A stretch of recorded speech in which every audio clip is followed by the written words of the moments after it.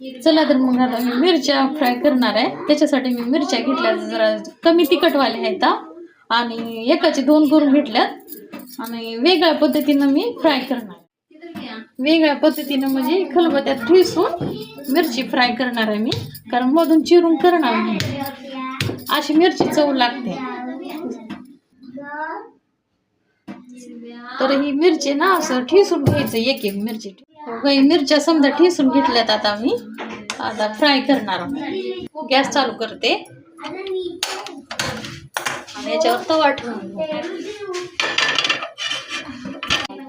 तवा गरम झालाय. आता आपण तेल टाकून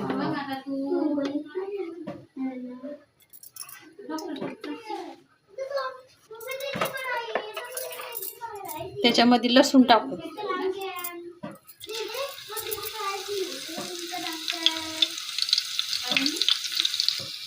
लसूण लाल झालाय. आता मिरच्या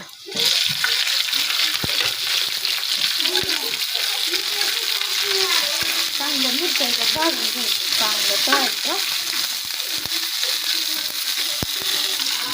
असं मिरच्या समजा ना तळायचं या तेलामध्ये.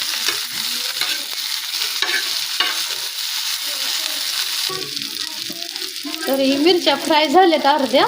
तर आपण त्याच्यात ना मीठ टाकून घेऊ.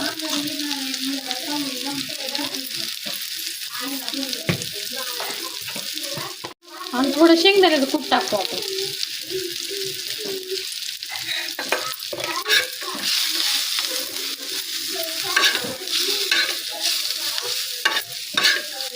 तर छान लागते आता ही समज खायला भाकरी सोबत.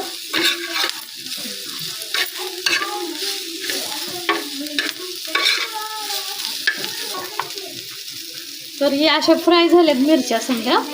तर भात डाळ असलं की त्याच्यासोबत खायला छान लागते. आता एकदम टेस्टी, एकदम चवीला चांगले असते.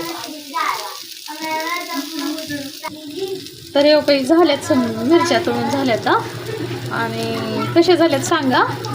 आणि भेटू आता पुढच्या व्हिडिओमध्ये.